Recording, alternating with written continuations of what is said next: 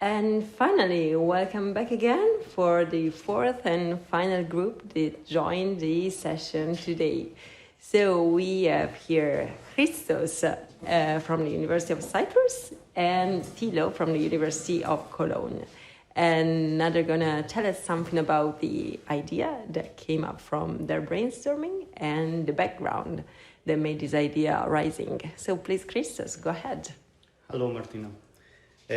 So our idea concerns more about Cyprus, but well, I suppose that it's applicable to other cities facing the same problems. There is a traffic problem in Cyprus cities the last years about traffic in the roads, and one cause was that people in Cyprus have the culture of the car, meaning that they need to use the car for everything, and they need to take the car until their last stop. For instance, they need to park in front of the school to take the kids, they need to park in front of their work and stuff. So we thought of more or less of a pilot program, which could in which we could, for instance, choose a school in Cyprus city, for instance in Limassol or in Nicosia, the capital. And during this program, we could make a green corridor, let's say, that this corridor could start from a parking place and end up in the school. So during this program, the buses or the cars could stop at the park stop, and then the children and the students, together with their parents, if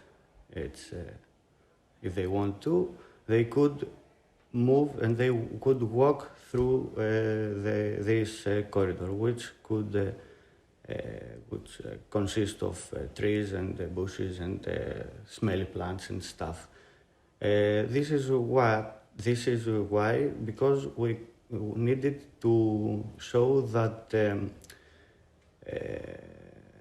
alternative ways of moving into the city instead of cars could give a solution, could raise awareness about this matter, and we chose to be a school because we needed to make this behavior applicable to young pupils, so they would follow it for the rest of their life. And during that, we could record their behavior, their response, and their, their behavior during this walking tour, let's say.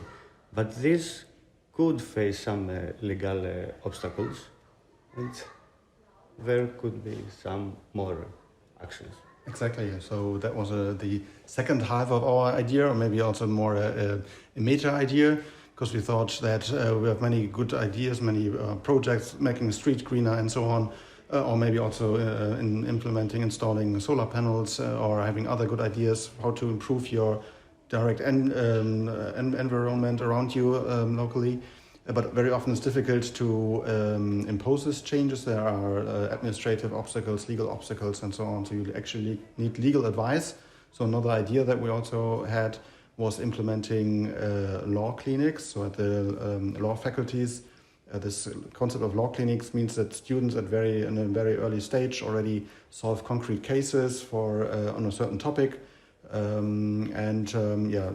Give advice to people who need advice in this area.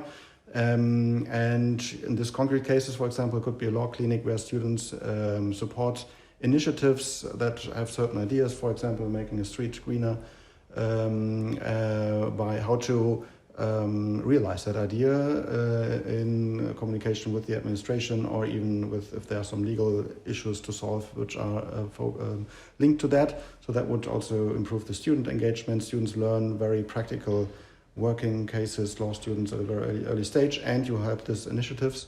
So that would be the second half of our ideas to implement such law clinics on local environmental initiatives, for local environmental initiatives. Okay, Thanks a lot. Yeah, this is so interesting because, urban sustainability is becoming more and more important. With always more people moving towards the cities, it gets, let's say, pivotal to have cities that can host their inhabitants in a more sustainable way and push towards more sustainable behaviors. So thank you very much for thinking about this this path, let's say, this project. Thank you a lot.